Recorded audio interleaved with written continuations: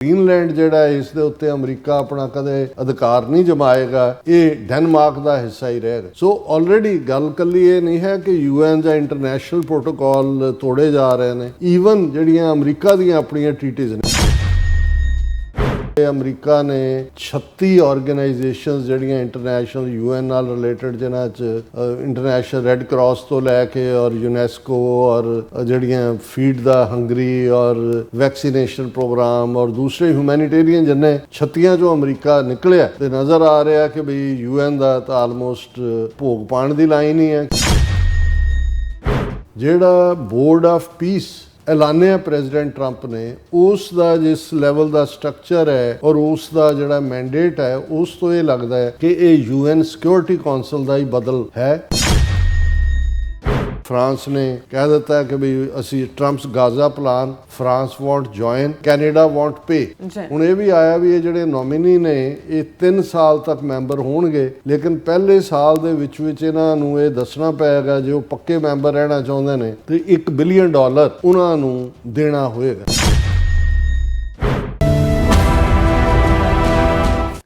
ਵਾਹਿਗੁਰੂ ਜੀ ਕਾ ਖਾਲਸਾ, ਵਾਹਿਗੁਰੂ ਜੀ ਕੀ ਫਤਿਹ। ਅਸਲਾਮ ਵਾਲੇਕਮ, ਆਦਾਬ, ਬਰਜ਼। ਮੈਂ ਤੁਹਾਡੀ ਹੋਸਟ ਨੀਲਮ ਕੌਰ ਤੇ ਮੈਂ ਟੀਵੀ 84 ਸਾਰੇ ਦਰਸ਼ਕਾਂ ਤੇ ਸਰੋਤਿਆਂ ਨੂੰ ਜੀ ਆਇਆਂ ਕਹਿੰਦੀ ਹਾਂ ਪ੍ਰੋਗਰਾਮ ਸੱਚੋ ਸੱਚ ਵਿੱਚ, ਜਿਹੜੇ ਇਸ ਪ੍ਰੋਗਰਾਮ ਨਾਲ ਦੇਸ਼ਾਂ ਵਿਦੇਸ਼ਾਂ ਤੋਂ ਜੁੜ ਚੁੱਕੇ ਨੇ। ਖਾਲਸਾ ਅਫੇਅਰ ਸੈਂਟਰ ਦੇ ਸੰਚਾਲਕ ਡਾਕਟਰ ਅਮਰੀਕ ਸਿੰਘ ਦੀ ਸਟੂਡੀਓ 'ਚ ਮੇਰਾ ਸ਼ਾਮਿਲ ਨੇ। ਉਹਨਾਂ ਨਾਲ ਗੱਲਬਾਤ ਕਰਕੇ ਅੱਜ ਦਾ ਮਿਸ਼ਨ ਉੱਪਰ ਉਹਨਾਂ ਤੋਂ ਉਹਨਾਂ ਦਾ ਤਜ਼ੀਆ ਜਾਣਦੇ ਹਾਂ।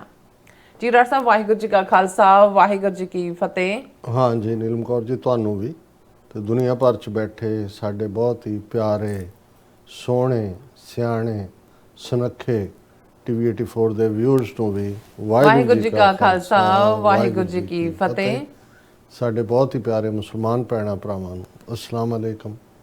ਗੰਗਾ ਜਮਨੀ ਤਹਿਜ਼ੀਬ ਦੇ ਹਿੰਦੂ ਤਵੀਆਂ ਨੂੰ ਨਮੋ ਨਮੇ।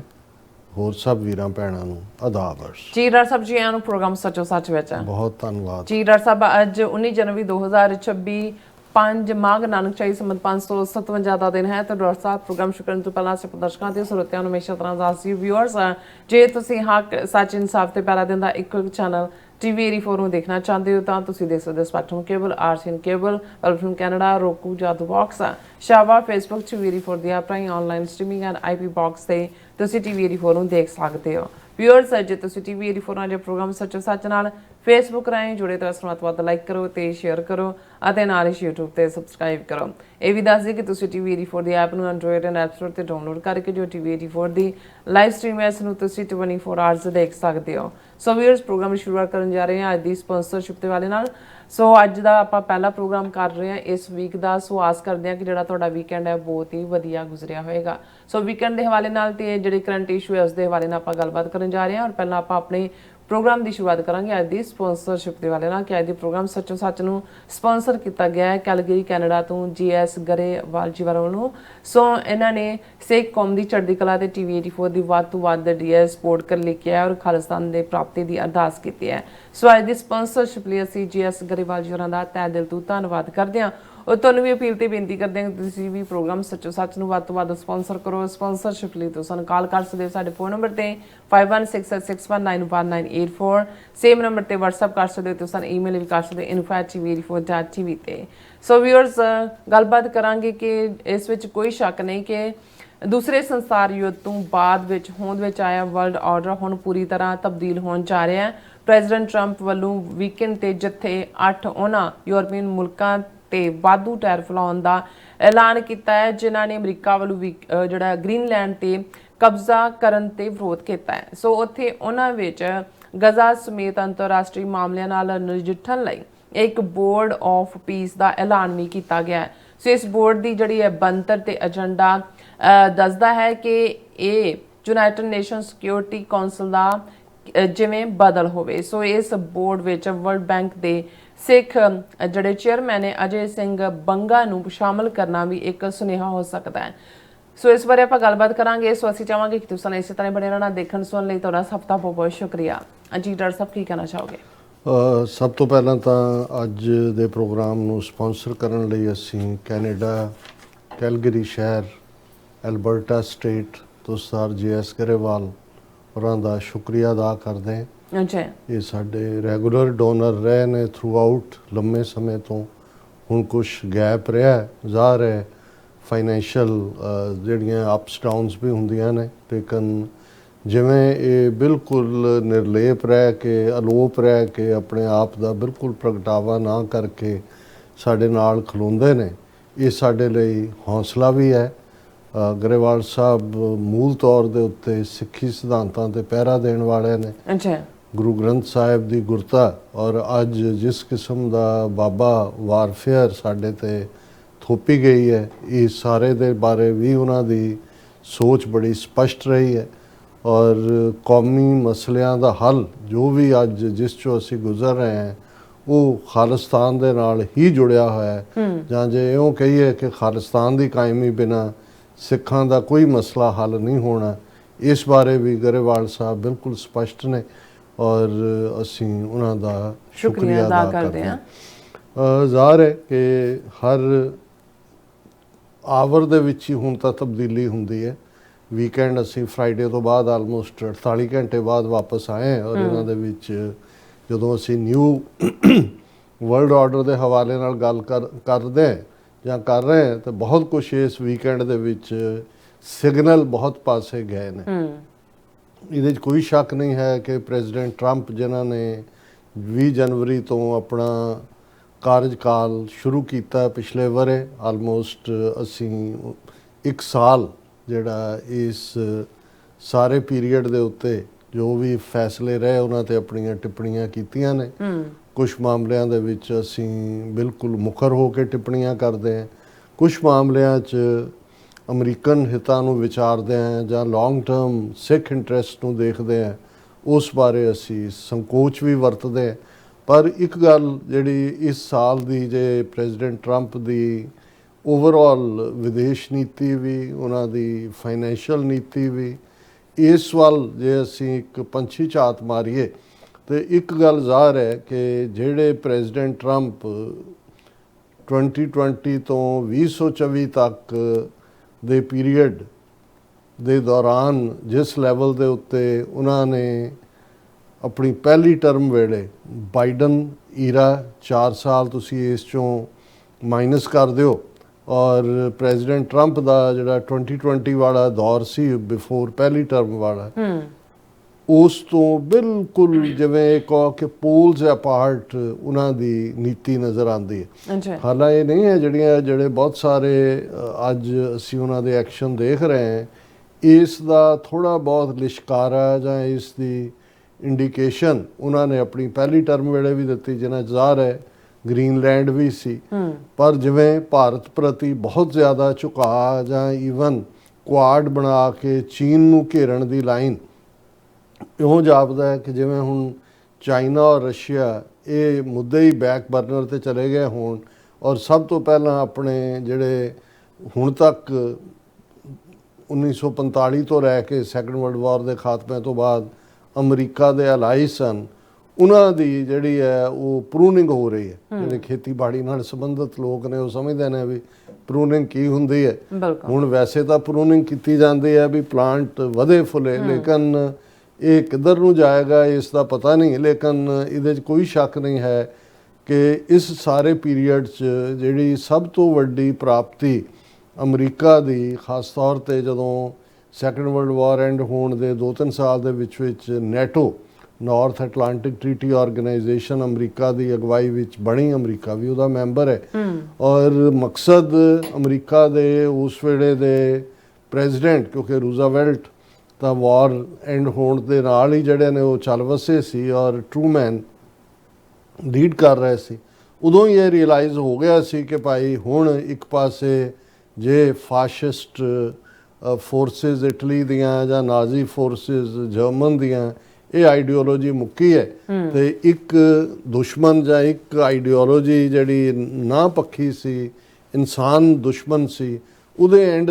ਤੋਂ ਬਾਅਦ ਇੱਕ ਨਵੀਂ ਆਈਡੀਓਲੋਜੀ ਕਮਿਊਨਿਜ਼ਮ ਦੇ ਥੱਲੇ, ਜਿਸ ਨੂੰ ਪ੍ਰੈਜ਼ੀਡੈਂਟ ਰੀਗਨ ਨੇ ਲੇਟਰ ਔਨ ਈਵਲ ਐਮਪਾਇਰ ਕਿਹਾ ਸੀ, ਇਹ ਅਮਰੀਕਾ ਦੇ ਵਿੱਚ ਇਮੀਡੀਏਟਲੀ ਸੈਕੰਡ ਵਰਲਡ ਵਾਰ ਤੋਂ ਬਾਅਦ ਇਹ ਫੀਲਿੰਗ ਆ ਗਈ ਸੀ ਕਿ ਬਈ ਇਹ ਜਿਹੜਾ ਪਾਰਟ ਹੈ ਇਹ ਹੁਣ ਅਗਲਾ ਖਤਰਾ ਕਮਿਊਨਿਜ਼ਮ ਹੈ। ਔਰ ਜ਼ਾਹਰ ਹੈ 1991 ਦੇ ਵਿੱਚ ਜਦੋਂ ਕਿ ਸੋਵੀਅਤ ਯੂਨੀਅਨ 15 ਹਿੱਸਿਆਂ 'ਚ ਟੁੱਟਦਾ ਤੇ ਜੇ ਅਸੀਂ ਇਹ ਕਹੀਏ ਕਿ 45 ਤੋਂ 91 ਤੱਕ ਆਲਮੋਸਟ 46 ਸਾਲ ਜਿਹੜੀ ਦੁਨੀਆ ਦੇ ਵਿੱਚ ਜਿਹੜੀ ਪੋਲਰਾਈਜੇਸ਼ਨ ਹੋਈ, ਜਿਹਨੂੰ ਕੋਲਡ ਵਾਰ ਕਿਹਾ ਜਾਂਦਾ ਹੈ, ਜਿਸ ਦੇ ਵਿੱਚ ਮਿਲੀਅਨਸ ਆਫ ਲੋਕ ਮਰੇ। ਉਹ ਭਾਵੇਂ ਤੁਸੀਂ ਜਦੋਂ ਅੱਜ ਅਸੀਂ ਸਾਊਥ ਅਮਰੀਕਾ ਦੇ ਹਵਾਲੇ ਨਾਲ ਗੱਲ ਕਰਦੇ ਹਾਂ ਕਿ ਵੈਨਜ਼ੂਏਲਾ 'ਚ ਕੀ ਹੋਇਆ, ਕਿਊਬਾ 'ਚ ਕੀ ਹੋਣ ਜਾ ਰਿਹਾ, ਕੋਲੰਬੀਆ 'ਚ ਕੀ ਹੋ ਸਕਦਾ ਹੈ, ਜਾਂ ਵਿਤਨਾਮ 'ਚ ਕੀ ਹੋਇਆ, ਕੋਰੀਆ 'ਚ ਕੀ ਹੋਇਆ, ਔਰ ਜਿੰਨੇ ਤੁਸੀਂ ਕਨਫਲਿਕਟ ਏਸ਼ੀਆ ਦੇ ਵਿੱਚ ਹੋਣ, ਅਫਰੀਕਾ 'ਚ ਹੋਣ, ਲੈਟਿਨ ਅਮਰੀਕਾ 'ਚ ਹੋਣ ਦੇਖੋਗੇ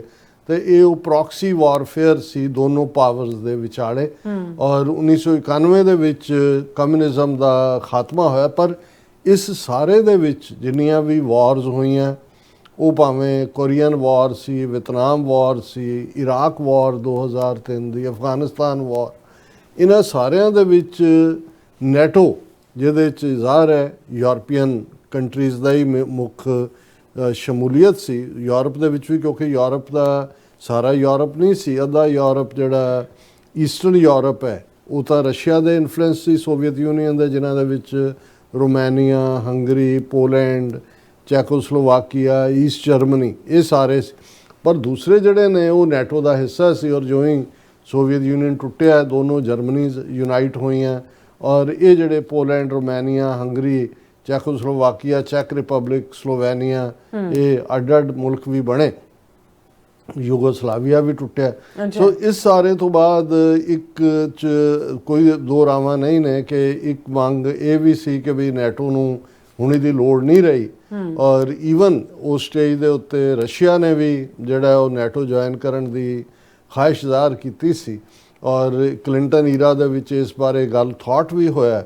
ਔਰ ਲੇਕਿਨ ਅਮਰੀਕਾ ਦੇ ਅੰਦਰੂਨੀ ਹਲਕਿਆਂ ਦੇ ਵਿੱਚ ਕੀ ਚੱਲ ਰਿਹਾ ਸੀ, ਜ਼ਾਹਰ ਹੈ ਉਸ ਦੇ ਵਿੱਚ ਜੇ ਇਹ ਕਹੀਏ ਕਿ ਕਿਤੇ ਨਾ ਕਿਤੇ ਇਮਾਨਦਾਰੀ ਦੀ ਘਾਟ ਸੀ। ਔਰ ਇਹ ਵਰਬਲ ਐਸ਼ੋਰੈਂਸ ਦਿੱਤੀ ਗਈ ਸੀ ਗੋਰਬਾਚੇਵ ਨੂੰ ਉਸ ਪੀਰੀਅਡ ਦੇ ਵਿੱਚ ਕਿ ਭਾਈ ਹੁਣ ਨੈਟੋ ਦੀ ਐਕਸਪੈਂਸ਼ਨ ਨਹੀਂ ਹੋਏਗੀ, ਨੈਟੋ ਦੀ ਕੋਈ ਲੋੜ ਨਹੀਂ ਹੈ, ਕਿਉਂਕਿ ਨੈਟੋ ਤਾਂ ਬਣੀ ਸੋਵੀਅਤ ਯੂਨੀਅਨ ਨੂੰ ਕਾਊਂਟਰ ਕਰਨ ਲਈ ਸੀ। ਲੇਕਿਨ ਅਸੀਂ ਦੇਖਦੇ ਹਾਂ ਵੀ ਹੌਲੀ ਹੌਲੀ ਕਿਵੇਂ ਫਿਰ ਪੋਲੈਂਡ ਨੂੰ ਨੈਟੋ ਜੁਆਇਨ ਕਰਵਾਈ ਗਈ।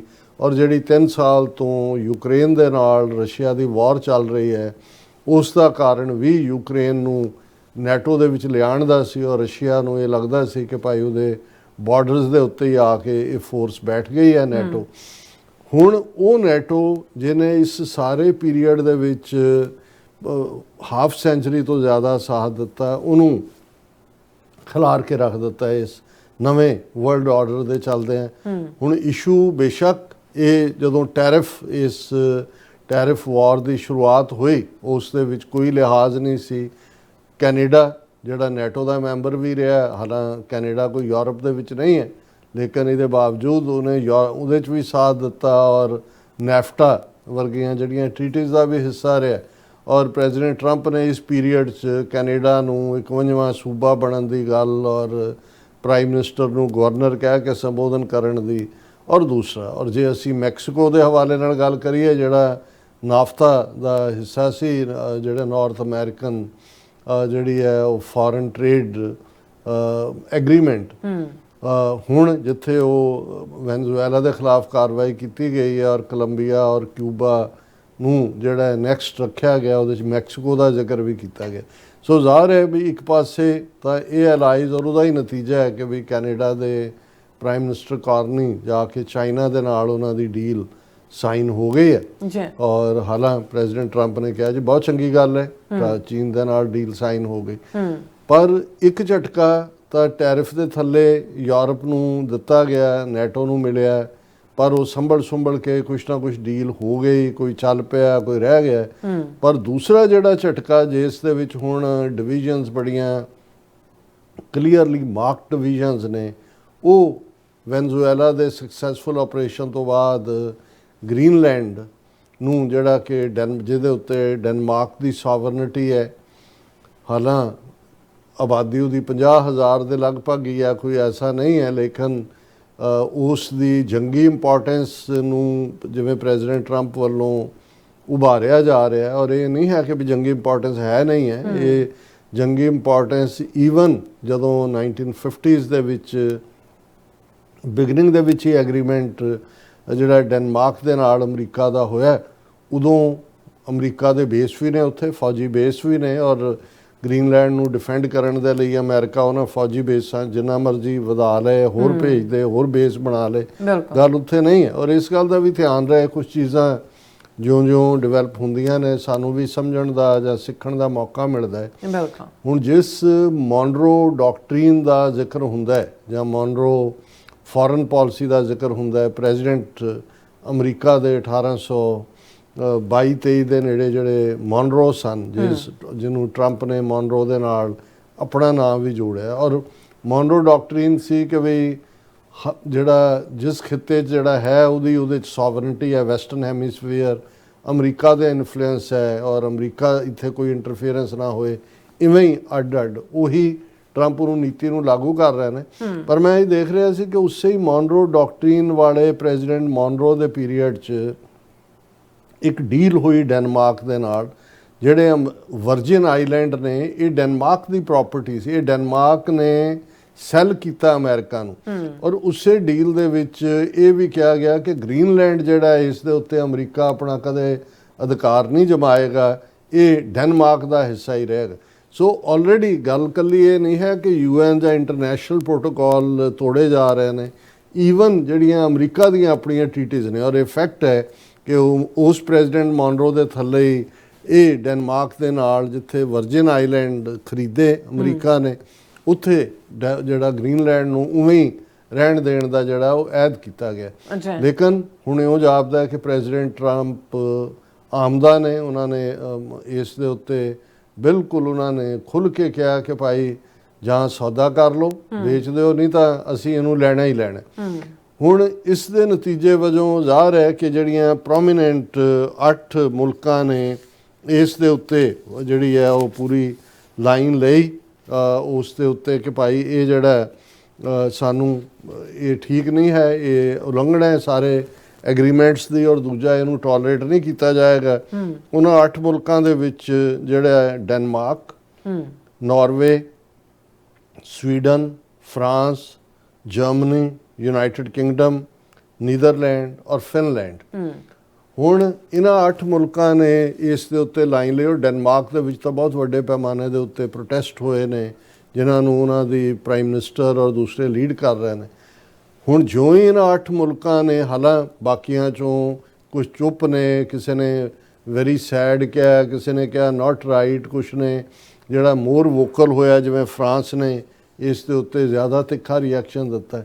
ਲੇਕਿਨ ਪ੍ਰੈਜ਼ੀਡੈਂਟ ਟਰੰਪ ਨੇ ਪਹਿਲਾ ਝਟਕਾ ਇਹਨਾਂ 8 ਮੁਲਕਾਂ ਨੂੰ ਦਿੱਤਾ। ਉਹਨਾਂ ਨੇ ਕਿਹਾ ਕਿ ਭਾਈ ਇਹ ਜਿਹੜਾ ਤੁਸੀਂ ਵਿਰੋਧ ਕਰ ਰਹੇ ਹੋ ਗ੍ਰੀਨਲੈਂਡ ਲੈਂਡ ਦਾ, ਤੁਹਾਡੇ ਤੇ 1 ਫਰਵਰੀ ਤੋਂ ਜਿਹੜਾ ਉਹ 10% ਐਕਸਟਰਾ ਟੈਰਿਫ, ਔਰ ਫਿਰ ਜਿਹੜਾ ਜੂਨ 2026 ਤੋਂ 25% ਹੋਰ ਟੈਰਿਫ। ਹੁਣ ਇਹ ਆਪਣੇ ਆਪ ਦੇ ਵਿੱਚ ਆਲਰੇਡੀ ਉਹਨਾਂ ਦੇ ਨਾਲ ਜਿਹੜੀ ਡੀਲ ਹੋਈ ਹੈ ਉਹ ਬੜੇ ਮੁਸ਼ਕਲ ਦੇ ਨਾਲ, ਹਾਲਾਂ ਉਹਨਾਂ ਦੀ ਜੇ ਯੂਰਪੀਅਨ ਮੁਲਕਾਂ ਦੇ ਅਮਰੀਕਾ ਦੇ ਵਿੱਚ ਵਪਾਰ ਹੈ ਸਾਰਿਆਂ ਦਾ, ਪਹਿਲਾਂ ਹੀ ਉਹਨਾਂ ਨੇ ਬੜੀ ਮੁਸ਼ਕਲ ਨਾਲ ਜਿਹੜਾ ਕੀਤਾ। ਪਰ ਇਹ ਇੱਕ ਸਟਰੋਂਗ ਜਿਹੜਾ ਹੈ ਉਹ ਮੈਸੇਜ ਦਿੱਤਾ ਗਿਆ ਕਿ ਭਾਈ ਇਹ ਤੁਹਾਡਾ ਵਿਰੋਧ ਅਸੀਂ ਸਹਾਰਾਂਗੇ ਨਹੀਂ, ਔਰ ਇਹਨਾਂ 8 ਮੁਲਕਾਂ ਦੇ ਉੱਤੇ ਉਹਨਾਂ ਨੇ ਸਿੱਧੇ ਤੌਰ ਦੇ ਉੱਤੇ ਹੀ ਜਿਹੜੇ ਨੇ ਉਹ 10% ਔਰ ਫਿਰ ਜਿਹੜਾ ਹੈ ਉਹ ਜੂਨ ਤੋਂ 25% ਟੈਰਿਫ ਦਾ ਜਿਹੜਾ ਐਲਾਨ। ਹੁਣ ਇਹਦੇ ਰਿਐਕਸ਼ਨ ਦੇ ਵਿੱਚ ਜਿੱਥੇ ਇਹਨਾਂ ਮੁਲਕਾਂ ਨੇ ਆਪੋ ਆਪਣੇ ਰਿਐਕਸ਼ਨ ਦਿੱਤੇ ਨੇ, ਉਹਦੇ 'ਚ ਜਿਹੜਾ ਅਸੀਂ ਦੇਖ ਰਹੇ ਹਾਂ ਕਿ ਟਰੰਪ ਨੇ ਨਾਰਵੇ ਨੂੰ ਇਹ ਕਿਹਾ ਕਿ ਵੀ ਇਹ ਜਿਹੜਾ ਜੋ ਮੇਰਾ ਸਟੈਂਡ ਹੈ ਗ੍ਰੀਨਲੈਂਡ 'ਤੇ, ਮੈਨੂੰ ਤੁਸੀਂ ਕਿਉਂਕਿ ਨੋਬਲ ਪੀਸ ਪ੍ਰਾਈਜ਼ ਨਹੀਂ ਦਿੱਤਾ, ਮੈਂ ਹੁਣ ਇੰਨੀ ਸ਼ਾਂਤੀ ਕੀਤੀ, ਦੂਜੀ ਕੀਤੀ, ਤੁਸੀਂ ਮੈਨੂੰ ਦਿੱਤਾ ਨਹੀਂ, ਹੁਣ ਮੈਨੂੰ ਕੋਈ ਸ਼ਾਂਤੀ ਦੀ ਪਰਵਾਹ ਨਹੀਂ। ਹਾਲਾਂ ਨਾਰਵੇ ਦੀ ਗੌਰਮੈਂਟ ਨੇ ਕਿਹਾ ਕਿ ਜਨਾਬੇ ਆਲਾ ਇਹ ਜਿਹੜਾ ਨੋਬਲ ਕਮੇਟੀ ਬਣੀ ਹੋਈ ਹੈ, ਕਮੇਟੀ ਨੇ ਡਿਸਾਈਡ ਕਰਨਾ ਹੁੰਦਾ, ਸਾਡਾ ਸਰਕਾਰੀ ਤੌਰ ਦੇ ਉੱਤੇ ਇਸ ਦੇ ਵਿੱਚ ਕੋਈ ਰੋਲ ਨਹੀਂ ਹੈ। ਪਰ ਪ੍ਰੈਜ਼ੀਡੈਂਟ ਟਰੰਪ ਜਿਹੜੀ ਗੱਲ ਉਹਨਾਂ ਦੇ ਦਿਮਾਗ 'ਚ ਆ ਜਾਏ ਉਹਨੂੰ ਕੱਢ ਕੋਈ ਸਕਦਾ ਨਹੀਂ ਹੈ। ਪਰ ਉਹਨਾਂ ਨੇ ਬੜਾ ਕਲੀਅਰਲੀ ਕਿਹਾ ਕਿ ਵੀ ਇਹ ਜਿਹੜਾ ਉਹਨਾਂ ਨੇ ਹੁਣ ਗ੍ਰੀਨਲੈਂਡ ਇਸ਼ੂ ਦੇ ਉੱਤੇ ਭਾਵੇਂ 8 ਦੇ ਉੱਤੇ ਟੈਰਿਫ ਲਾਇਆ, ਲੇਕਿਨ ਅਜੇ ਵੀ ਯੂਕੇ, ਕਿਉਂਕਿ ਯੂਕੇ ਦਾ ਤਾਂ ਬਹੁਤ ਕੁਛ ਦਾਰਮਦਾਰ ਹੈ ਅਮਰੀਕਾ ਦੇ ਨਾਲ, ਉਹਨਾਂ ਨੇ ਅਮਰੀਕਾ ਨੂੰ ਕਿਹਾ, US ਯੂਰਪੀਅਨ ਯੂਨੀਅਨ UK ਨੇ ਕਿ ਵੀ ਅਸੀਂ ਜਿਹੜਾ ਅਜੇ ਵੀ ਉਹਨਾਂ ਨੇ ਕਿਹਾ ਵੀ ਗੱਲਬਾਤ ਕਰਾਂਗੇ ਔਰ ਅਜੇ ਉਹਨਾਂ ਨੇ ਜਿਹੜੀ ਪੋਸੀਬਿਲਿਟੀ ਆਫ ਰੀਟੈਲੀਏਸ਼ਨ ਹੈ ਉਸ ਨੂੰ ਓਪਨ ਰੱਖਿਆ ਔਰ ਜਰਮਨੀ ਇਸ ਦੇ ਉੱਤੇ ਜਰਮਨੀ ਔਰ ਫਰਾਂਸ ਜ਼ਿਆਦਾ ਵੋਕਲ ਨੇ। Europe readying steps against Trump tariff blackmail on Greenland. Germany ਇਹ ਕਹਿ ਰਿਹਾ ਕਿ ਵੀ ਇਹ ਜਿਹੜਾ ਅਮਰੀਕਾ ਇਹ ਬਲੈਕਮੇਲ ਕਰ ਰਿਹਾ ਇਸ ਗ੍ਰੀਨਲੈਂਡ ਦੇ ਇਸ਼ੂ ਤੇ ਔਰ ਅਸੀਂ ਇਸ ਦੇ ਉੱਤੇ ਜਿਹੜਾ ਸਖਤੀ ਦੇ ਨਾਲ ਪਹਿਰਾ ਦੇਵਾਂਗੇ। ਹੁਣ ਇੱਕ ਪਾਸੇ ਤਾਂ ਇਹ ਆਪਣੇ ਆਪ ਦੇ ਵਿੱਚ ਇੱਕ ਡਿਸਕਸ਼ਨ ਦਾ ਸਬਜੈਕਟ ਵੀ, ਪੋਲਰਾਈਜੇਸ਼ਨ ਦਾ ਵੀ, ਯੂਰਪੀਅਨ ਯੂਨੀਅਨ ਦਾ ਤਾਂ ਨੈਟੋ ਦਾ ਤਾਂ ਭੋਗ ਪੈਣ ਦੀ ਗੱਲ ਹੀ ਹੈ। ਔਰ ਜਿਵੇਂ ਅਸੀਂ ਪਿਛਲੇ ਹਫਤੇ ਕਿਹਾ ਸੀ ਕਿ ਸਿੰਬੋਲਿਕਲੀ ਨਾਰਵੇ ਨੇ, ਫਰਾਂਸ ਨੇ, ਯੂਕੇ ਨੇ ਭਾਵੇਂ ਕਿਸੇ ਨੇ 15 ਫੌਜੀ ਭੇਜੇ ਨੇ ਉੱਥੇ ਗ੍ਰੀਨਲੈਂਡ, ਕਿਸੇ ਨੇ 2 ਭੇਜੇ ਨਾਰਵੇ ਨੇ ਜਾਂ ਦੂਜਿਆਂ ਨੇ, ਸਿੰਬੋਲਿਕ ਇਹ ਦੱਸਣ ਦੇ ਲਈ ਕਿ ਵੀ ਅਸੀਂ ਡਿਫੈਂਡ ਕਰਾਂਗੇ। ਹਾਲਾਂ ਡਿਫੈਂਡ ਕੀ ਕਰਨਾ ਹੈ ਜੇ ਹੁਣ ਜਾ ਹੀ ਚੜ੍ਹੇਗਾ ਅਮਰੀਕਾ, ਆਲਰੇਡੀ ਉਹਨਾਂ ਦੇ ਬੇਸ ਨੇ ਉੱਥੇ ਹੋਰ ਦੁੱਗਣੇ ਕਰ ਦੇਣਗੇ। ਲੇਕਿਨ ਇਸ ਤੋਂ ਇਹ ਲੱਗਦਾ ਹੈ ਕਿ ਵੀ ਇਹ ਬੜੀ ਬੁਰੀ ਤਰ੍ਹਾਂ ਜਿਹੜੀ ਸਾਰਾ ਹੀ ਅਮਰੀਕਾ ਦਾ ਮਿਲਟਰੀ ਲੈਵਲ ਦੇ ਉੱਤੇ ਵੀ, ਨੈਟੋ ਤਾਂ ਜ਼ਾਹਰ ਹੈ ਮਿਲਟਰੀ ਅਲਾਇੰਸ ਹੀ ਸੀ, ਇਹ ਵੀ ਜਾਂਦਾ ਲੱਗਾ। ਹੁਣ ਦੂਸਰੇ ਪਾਸੇ ਲੱਗ ਰਿਹਾ ਵੀ ਆਲਰੇਡੀ ਅਸੀਂ ਪਿਛਲੇ ਦਿਨਾਂ ਹੀ ਦੇਖਿਆ ਕਿ ਅਮਰੀਕਾ ਨੇ 36 ਆਰਗੇਨਾਈਜੇਸ਼ਨਸ ਜਿਹੜੀਆਂ ਇੰਟਰਨੈਸ਼ਨਲ UN ਨਾਲ ਰਿਲੇਟਡ, ਜਿਨ੍ਹਾਂ 'ਚ ਬਹੁਤ ਸਾਰੀ ਵਰਲਡ ਬੈਂਕ ਜਿਹੜੇ ਇੰਟਰਨੈਸ਼ਨਲ ਰੈੱਡ ਕਰਾਸ ਤੋਂ ਲੈ ਕੇ ਔਰ ਯੂਨੈਸਕੋ ਔਰ ਜਿਹੜੀਆਂ ਫੀਡ ਦਾ ਹੰਗਰੀ ਔਰ ਵੈਕਸੀਨੇਸ਼ਨ ਪ੍ਰੋਗਰਾਮ ਔਰ ਦੂਸਰੇ ਹਿਊਮੈਨੀਟੇਰੀਅਨ ਜਿੰਨੇ 36 ਚੋਂ ਅਮਰੀਕਾ ਨਿਕਲਿਆ ਤੇ ਨਜ਼ਰ ਆ ਰਿਹਾ ਕਿ ਬਈ UN ਦਾ ਤਾਂ ਆਲਮੋਸਟ ਭੋਗ ਪਾਉਣ ਦੀ ਲਾਈਨ ਹੀ ਹੈ, ਕਿਉਂਕਿ ਏਡ ਵੀ ਕਾਫੀ ਰੁਕੀ ਹੋਈ ਹੈ ਔਰ ਬਹੁਤ ਸਾਰਾ ਮਨੀ ਕੱਟ ਆਫ ਕੀਤੀ ਹੋਈ ਹੈ। ਪਰ ਇਹ ਚੱਲ ਰਿਹਾ ਸੀ ਕਿ ਵੀ UN ਨੂੰ ਖਤਮ ਕਰਕੇ ਜਾਂ UN ਜਾਂ ਸਿਕਿਉਰਿਟੀ ਕੌਂਸਲ ਜੇ ਸਾਰੇ ਦੇ ਥੱਲੇ ਜਿਹਨੇ ਭਾਵੇਂ ਕਿਤੇ ਉਹਨਾਂ ਦੀ ਅਥਾਰਟੀ ਚੱਲਦੀ ਹੈ ਕਿਤੇ ਨਹੀਂ ਚੱਲਦੀ, ਬਹੁਤ ਸਾਰੇ ਮੁੱਦਿਆਂ ਦਾ ਅਸੀਂ ਦੇਖਿਆ ਕਿ UN ਫੇਲ ਵੀ ਹੋਈ ਕਿਉਂਕਿ ਅਮਰੀਕਾ ਜਾਂ ਈਵਨ ਭਾਰਤ ਵਰਗਾ ਮੁਲਕ ਵੀ ਮਾਈਟ ਇਜ਼ ਰਾਈਟ ਦੇ ਥੱਲੇ ਸੋਵਰਨਿਟੀ ਵਾਇਲੇਟ ਕਰਦਾ। ਇਜ਼ਰਾਈਲ ਨੇ ਇੱਕੋ ਵੇਲੇ 4-5 ਮੁਲਕਾਂ ਦੇ ਉੱਤੇ ਬੰਬਾਰਡਮੈਂਟ ਕੀਤੀ ਹੈ।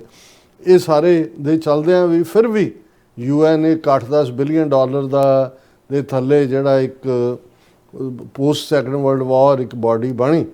ਪਰ ਹੁਣ ਜਿਹੜਾ ਦੂਸਰਾ ਸਟੈਪ ਹੈ ਜਿਹਦੇ ਬਾਰੇ ਅਜੇ ਬਹੁਤ ਸਾਰੇ ਐਕਸਪਰਟਸ ਆਪੋ ਆਪਣੇ ਜਿਹੜੀਆਂ ਨੇ ਉਹ ਬਿਰਤੀਆਂ ਨੂੰ ਇਕਾਗਰ ਕਰਕੇ ਸਮਝਣ ਦੀ ਕੋਸ਼ਿਸ਼ ਕਰ ਰਹੇ ਨੇ ਵੀ ਇਸ ਚੋਂ ਕੀ ਇਹ ਹੈ ਜਿਹੜਾ ਮੂਵ ਕੀ ਹੈ। ਪਰ ਪ੍ਰੈਜ਼ੀਡੈਂਟ ਟਰੰਪ ਨੇ ਵੀਕਐਂਡ ਦੇ ਉੱਤੇ ਜਿਹੜਾ ਬੋਰਡ ਆਫ ਪੀਸ ਇਸ ਦੇ ਨਾਂ ਥੱਲੇ ਕੁਛ ਨੂੰ ਨੋਮੀਨੇਟ ਕੀਤਾ। ਹੁਣ ਬਹੁਤ ਸਾਰਿਆਂ ਨੂੰ ਯਾਦ ਹੋਏਗਾ ਕਿ ਸ਼ਰਮ ਸ਼ੇਖ ਦੇ ਵਿੱਚ ਪਿਛਲੇ ਸਾਲ ਇਜਿਪਟ 'ਚ 20 ਮੁਲਕਾਂ ਦੇ ਨੁਮਾਇੰਦੇ ਜਿਹੜੇ ਨੇ ਜਿਹਨਾਂ 'ਚ ਪ੍ਰੈਜ਼ੀਡੈਂਟ, ਪ੍ਰਾਈਮ ਮਿਨਿਸਟਰ ਔਰ ਮੋਦੀ ਵੀ ਇਨਵਾਈਟਡ ਸੀ, ਉਹ ਤਾਂ ਨਹੀਂ ਸੀ ਆਇਆ, ਉਹਨਾਂ ਦਾ ਡਿਪਟੀ ਫੋਰਨ ਮਿਨਿਸਟਰ ਆਇਆ ਸੀ, ਸ਼ਾਬਾਜ਼ ਸ਼ਰੀਫ ਆਇਆ ਸੀ ਪਾਕਿਸਤਾਨ ਤੋਂ, ਸ਼ਰਮ ਇਜਿਪਟ ਦੇ ਵਿੱਚ ਇਹਨਾਂ 20 ਮੁਲਕਾਂ ਨੇ ਇਹ ਕਿਹਾ ਸੀ ਕਿ ਵੀ ਜਿਹੜੀ ਹੈ ਗਜ਼ਾ ਪੀਸ ਪਲਾਨ ਉੱਥੇ ਜਿਹੜੀ ਹੈ ਉਹ ਪੀਸ ਹੋਣੀ ਚਾਹੀਦੀ ਹੈ, ਉਹਨੂੰ ਰੀਬਿਲਡ ਕਰਨਾ ਹੈ ਉਹ ਸਾਰੇ ਦੇ ਨਾਲ। ਫਿਰ ਉਹਦੇ 'ਚ ਜਿਹੜੀ ਹੈ ਜਿਹੜੇ ਉਹਦੇ ਕੁਛ 20 ਪੁਆਇੰਟ ਸੀ ਉਹ ਸਾਰੇ ਐਗਰੀਮੈਂਟ ਦੇ, ਉਹਦੇ 'ਚ ਇਹ ਸੀ ਕਿ ਵੀ ਡਿਸਆਰਮ ਕੀਤਾ ਜਾਏਗਾ ਹਮਾਸ ਨੂੰ, ਪਰ ਗਜ਼ਾ ਦੀ ਰੀਸਟਰਕਚਰਿੰਗ ਦੇ ਵਿੱਚ, ਰੀਬਿਲਡਿੰਗ 'ਚ ਗਜ਼ਾ ਵਾਲਿਆਂ ਨੂੰ ਉੱਥੋਂ ਡਿਸਪਲੇਸ ਨਹੀਂ ਕੀਤਾ ਜਾਏਗਾ, ਉਹਨਾਂ ਦੀ ਫਰੀडम ਹੈ ਉਹ ਜਾਣ ਫਿਰ ਜਦੋਂ ਮਰਜ਼ੀ ਵਾਪਸ ਆ ਜਾਣ। ਔਰ ਇਸਲਾਮਿਕ ਮੁਲਕਾਂ ਦੀ ਫੌਜ ਜਿਹੜੀ ਹੈ ਉੱਥੇ ਲਾ ਐਂਡ ਆਰਡਰ ਦਾ ਕਰੇਗੀ, ਇਜ਼ਰਾਈਲ ਆਪਣੀ ਓਰੀਜਨਲ ਪੋਜੀਸ਼ਨ ਤੇ ਹਟੇਗਾ। ਔਰ ਇਸ ਸਾਰੇ ਦੇ ਚੱਲਦਿਆਂ ਉਹਦਾ ਪਹਿਲਾ ਫੇਜ਼ ਤਾਂ ਜਿਹੜਾ ਹੈ ਉਹ ਸੀਜ਼ਫਾਇਰ ਜਿਹੜਾ ਭਾਵੇਂ ਅਜੇ ਕੱਚਾ ਪੱਕਾ ਹੋਲਡ ਕਰਦਾ, ਹਾਲਾਂ 800 ਤੋਂ ਜ਼ਿਆਦਾ ਵਾਇਲੇਸ਼ਨਸ ਇਜ਼ਰਾਈਲ ਨੇ ਕੀਤੀਆਂ ਨੇ ਤੇ 1000 ਤੋਂ ਜ਼ਿਆਦਾ ਬੇਗੁਨਾਹ ਮਾਰੇ ਨੇ ਜਿਨ੍ਹਾਂ 'ਚ ਬਹੁਤ ਸਾਰੇ ਬੱਚੇ ਨੇ। ਪਰ ਇਹਦੇ ਬਾਵਜੂਦ ਜਿਸ ਲੈਵਲ ਦੇ ਉੱਤੇ ਤਬਾਹੀ ਚੱਲ ਰਹੀ ਸੀ ਉਹ ਘੱਟੋ ਘੱਟ ਰੁਕੀ ਹੋਈ ਹੈ। ਹੁਣ ਇਹ ਸੀ ਕਿ ਵੀ ਜਿਹੜਾ ਨੈਕਸਟ ਫੇਜ਼ ਹੈ ਫੇਜ਼ 2, ਉਹਦੇ ਲਈ ਕੀ ਕੀਤਾ ਜਾਏ। ਸੋ ਬਹੁਤ ਸਾਰੇ ਇਹ ਐਕਸਪੈਕਟ ਤਾਂ ਕਰ ਰਹੇ ਸੀ ਕਿ ਇਸਲਾਮਿਕ ਮੁਲਕਾਂ ਦੇ ਕਿਹੜੇ ਮੁਲਕ ਨੇ ਉਹਨਾਂ ਦੀ ਸਟੇਸ਼ਨਰੀ ਜਿਹੜੀ ਉੱਥੇ ਜਾਏ, ਹਮਾਸ ਹੋਏਗੀ ਡਿਸਆਰਮ ਕਿ ਨਹੀਂ ਹੋਏਗੀ। ਹਾਲਾਂਕਿ ਹਮਾਸ ਦਾ ਕਹਿਣਾ ਸੀ ਕਿ ਜੇ ਐਡਮਿਨਿਸਟ੍ਰੇਸ਼ਨ ਫਲਸਤੀਨੀ ਨੁਮਾਇੰਦਿਆਂ ਦੇ ਹਵਾਲੇ ਕਰ ਦਿੱਤਾ ਜਾਏ ਤਾਂ ਸਾਨੂੰ ਕੋਈ ਹਰਜ਼ ਨਹੀਂ ਹੈ ਉਸ 'ਚ ਜਿਹੜਾ ਆਪਣੇ ਆਪ ਨੂੰ ਪਿੱਛੇ ਹਟਾਉਂਦਾ। ਹੁਣ ਇਸ ਸਾਰੇ 'ਚ ਐਕਸਪੈਕਟਡ ਤਾਂ ਇਹੀ ਸੀ, ਲੇਕਿਨ ਜਿਹੜਾ ਬੋਰਡ ਆਫ ਪੀਸ ਐਲਾਨਿਆ ਪ੍ਰੈਜ਼ੀਡੈਂਟ ਟਰੰਪ ਨੇ, ਉਸ ਦਾ ਜਿਸ ਲੈਵਲ ਦਾ ਸਟਰਕਚਰ ਹੈ ਔਰ ਉਸ ਦਾ ਜਿਹੜਾ ਮੈਂਡੇਟ ਹੈ, ਉਸ ਤੋਂ ਇਹ ਲੱਗਦਾ ਹੈ ਕਿ ਇਹ ਯੂਐਨ ਸਿਕਿਉਰਿਟੀ ਕੌਂਸਲ ਦਾ ਹੀ ਬਦਲ ਹੈ। ਔਰ ਕਿਉਂਕਿ ਅਮਰੀਕਾ ਆਪਣੇ ਲੈਵਲ ਦੇ ਉੱਤੇ ਸਾਰਿਆਂ ਨੂੰ ਹੁਣ ਦੁਨੀਆ ਦੇ ਵਿੱਚ ਵਨ ਪੋਲਰ ਵਰਲਡ ਬਣਾ ਕੇ, ਕਿਉਂਕਿ ਇਹਦੇ 'ਚ ਕੋਈ ਸ਼ੱਕ ਨਹੀਂ ਹੈ ਕਿ ਸਿਕਿਉਰਿਟੀ ਕੌਂਸਲ ਦੇ ਵਿੱਚ 5 ਵੀਟੋ ਵਿਲਡਿੰਗ ਮੈਂਬਰ ਨੇ, ਜਿਨ੍ਹਾਂ ਦੇ ਵਿੱਚ ਰਸ਼ੀਆ ਵੀ ਹੈ, ਚਾਈਨਾ ਵੀ ਹੈ, ਫਰਾਂਸ ਵੀ ਹੈ, ਯੂਕੇ ਵੀ ਹੈ ਔਰ ਜ਼ਾਹਰ ਹੈ ਅਮਰੀਕਾ ਵੀ ਹੈ। ਹੁਣ ਇਹਦੇ 'ਚ ਜਿਹੜੇ ਮੁੱਢਲੇ ਤੌਰ ਤੇ ਇਹਦਾ ਮੈਂਡੇਟ ਦਿੱਤਾ ਗਿਆ, ਉਹ ਗਲੋਬਲ ਬਣਾ ਦਿੱਤਾ ਗਿਆ ਔਰ ਇਸ ਨੂੰ ਵਰਲਡ ਬੈਂਕ ਦੇ ਪ੍ਰੈਜ਼ੀਡੈਂਟ ਅਜੇ ਸਿੰਘ ਬੰਗਾ, ਟਰਬਨਡ ਸਿੱਖ 6 ਫੁੱਟੇ, ਉਹਨਾਂ ਨੂੰ ਵੀ ਜਿਹੜੇ ਮੁੱਢਲੇ 4-5 ਮੈਂਬਰ ਬੋਰਡ ਆਫ ਪੀਸ ਦੇ ਅਨਾਉਂਸ ਕੀਤੇ ਗਏ, ਉਹਨਾਂ ਦੇ ਵਿੱਚ ਅਜੇ ਸਿੰਘ ਬੰਗਾ ਦਾ ਨਾਮ ਵੀ ਹੈ। ਹਾਲਾਂਕਿ ਇਹ ਕਿਹਾ ਜਾ ਸਕਦਾ ਹੈ ਕਿ ਵੀ ਬਹੁਤ ਕੁਝ ਪ੍ਰੋਜੈਕਟ ਜਿਹੜੇ ਨੇ ਉਹ ਵਰਲਡ ਬੈਂਕ ਨੇ ਫਾਈਨੈਂਸ ਕਰਨੇ ਨੇ, ਇਸ ਲਈ ਵਰਲਡ ਬੈਂਕ ਦੇ ਪ੍ਰੈਜ਼ੀਡੈਂਟ ਨੂੰ ਉਹਦਾ ਹਿੱਸਾ ਬਣਾਉਣਾ, ਪਰ ਇਹਦੇ 'ਚ ਕੋਈ ਜ਼ਰੂਰੀ ਵੀ ਨਹੀਂ ਸੀ ਕਿ ਬਾਈ ਨੇਮ। ਸੋ ਜਿਹੜੇ ਪਹਿਲੇ ਮੁੱਢਲੇ ਤੌਰ ਦੇ ਉੱਤੇ ਉਹਨਾਂ ਨੇ ਇਸ ਦੇ ਲਈ ਮੈਂਬਰ ਬਣਾਏ, ਉਹਨਾਂ 'ਚ ਮੁੱਖ ਪਹਿਲੇ 3-4 ਨਾਵਾਂ ਦੇ ਵਿੱਚ ਹੀ ਅਜੈ ਸਿੰਘ ਬੰਗਾ ਦਾ ਨਾਂ ਸੀ। ਫਿਰ ਮਿਸਟਰ ਰੂਬੀਓ ਜਿਹੜੇ ਕਿ ਫੋਰਨ ਮਿਨਿਸਟਰ ਨੇ, ਔਰ ਇਹ US special envoy to Middle East Steve Witkoff. ਫਿਰ ਟਰੰਪ ਦੇ ਆਪਣੇ ਜਵਾਈ ਸਨ ਇਨ ਲਾ ਜੇਰਡ ਕੁਸ਼ਨਰ, ਸਾਬਕਾ ਯੂਕੇ ਦੇ prime minister Tony Blair, private equity firm Apollo Global Management ਦੇ CEO ਮਾਰਕ ਰੋਵਨ ਤੇ ਯੂਐਸ ਦੇ deputy national security adviser Robert Gabriel, ਇਹ ਉਸ ਦੇ ਮੁੱਢਲੇ ਜਿਹੜੇ ਨੇ ਮੈਂਬਰ ਨੋਮੀਨੇਟ ਕੀਤੇ ਗਏ। ਔਰ ਉਹਦੇ 'ਚ ਇਹ ਕਿਹਾ ਗਿਆ ਕਿ ਬਈ ਆਉਣ ਵਾਲੇ ਦਿਨਾਂ 'ਚ ਹੋਰ 20 ਨੁਮਾਇੰਦੇ ਜਿਹੜੇ ਨੇ ਉਹ ਕੀਤੇ ਜਾਣਗੇ।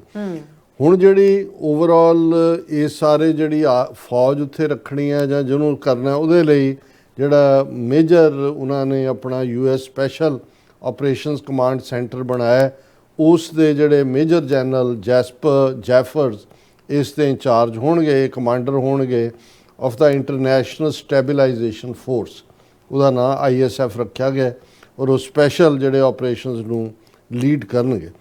ਹੁਣ ਜਿਹੜਾ ਇਸ ਦੇ ਵਿੱਚ ਮੁੱਢਲੀ ਸਟੇਟਮੈਂਟ 'ਚ ਕਿਹਾ ਗਿਆ ਕਿ ਵੀ ਅਮਰੀਕਾ ਜਿਹੜਾ ਹੈ ਉਹ ਕੀ ਅਰਬ ਨੇਸ਼ਨਸ ਦੇ ਨਾਲ, ਇਜ਼ਰਾਈਲ ਦੇ ਨਾਲ ਕਲੋਜ਼ ਪਾਰਟਨਰਸ਼ਿਪ ਰੱਖੇਗਾ, ਇੰਟਰਨੈਸ਼ਨਲ ਕਮਿਊਨਿਟੀ ਦੇ ਨਾਲ ਵੀ, to achieve the objectives of comprehensive peace plan. ਹੁਣ ਇਸ ਸਾਰੇ 'ਚ ਜਿਹੜਾ ਦੂਸਰਾ ਪਾਰਟ ਹੈ ਕਿ ਜਦੋਂ ਇਸ ਨੂੰ ਐਕਸਪੈਂਡ ਕਰਨ ਦੀ ਲਾਈਨ ਹੈ ਔਰ ਬਾਅਦ ਦੇ ਵਿੱਚ ਇਹ ਸਾਹਮਣੇ ਆਇਆ ਕਿ ਇਸ ਬੋਰਡ ਆਫ ਪੀਸ ਸ਼ਾਮਲ ਹੋਣ ਲਈ ਰੂਸ ਦੇ ਪ੍ਰੈਜ਼ੀਡੈਂਟ ਵਲਾਡੀਮੀਰ ਪੁਤਿਨ ਨੂੰ ਵੀ ਜਿਹੜਾ ਉਹ ਭੇਜਿਆ ਗਿਆ ਇਨਵੀਟੇਸ਼ਨ, ਪਾਕਿਸਤਾਨ ਦੇ ਪ੍ਰਾਈਮ ਮਿਨਿਸਟਰ ਸ਼ਹਬਾਜ਼ ਸ਼ਰੀਫ ਨੂੰ ਵੀ ਇਨਵਾਈਟ ਕੀਤਾ ਗਿਆ, ਔਰ ਜਿਵੇਂ ਜਿਹੜੇ ਸਰਜੀਓ ਅਮਰੀਕਾ ਦੇ ਐਂਬੈਸਡਰ ਭਾਰਤ 'ਚ ਨੇ, ਉਹਨਾਂ ਨੇ ਆਪਣੇ ਐਕਸ ਹੈਂਡਲ ਦੇ ਉੱਤੇ ਕਿਹਾ ਕਿ ਭਾਰਤ ਦੇ ਪ੍ਰਾਈਮ ਮਿਨਿਸਟਰ ਨਰਿੰਦਰ ਮੋਦੀ ਨੂੰ ਵੀ ਸੱਦਾ ਦਿੱਤਾ ਗਿਆ ਇਸ ਬੋਰਡ ਆਫ ਪੀਸ ਦੇ ਵਿੱਚ ਆਉਣ ਦੇ ਲਈ। ਔਰ ਇਹ ਜਿਹੜਾ ਹੁਣ ਇਸ ਦਾ ਜਿਹੜਾ ਮੈਂਡੇਟ ਹੈ, ਉਹਦੇ 'ਚ ਕਿਹਾ ਗਿਆ ਕਿ ਵੀ ਇਹ ਜਿਹੜਾ ਇਹ ਬੋਰਡ ਹੈ, ਇਹ ਵਾਈਟਲ ਸਟੈਪ ਹੈ in implementing phase 2 of Trump's comprehensive plan to end the Gaza conflict, ਜਿਹੜਾ 20 ਪੁਆਇੰਟ ਰੋਡ ਮੈਪ ਸੀ। ਔਰ ਇਹ ਉਹਨਾਂ ਨੇ ਮੰਨ ਕੇ ਤੁਰੇ ਨੇ ਕਿ ਇਸ ਦੇ ਨਾਲ ਜਿਹੜਾ ਬਾਕੀ ਉਹਦੀ ਇਕਨੋਮਿਕਲ ਡਿਵੈਲਪਮੈਂਟ ਔਰ ਉਹਨੂੰ ਅੱਗੇ ਕਰਨਾ ਔਰ ਮਿਰੈਕਲ ਸਿਟੀ ਬਣਾਉਣਾ, ਔਰ ਇਹ ਅੱਗੇ ਉਹਦੀ ਲੰਬੀ ਚੌੜੀ ਡਿਟੇਲ ਹੈ।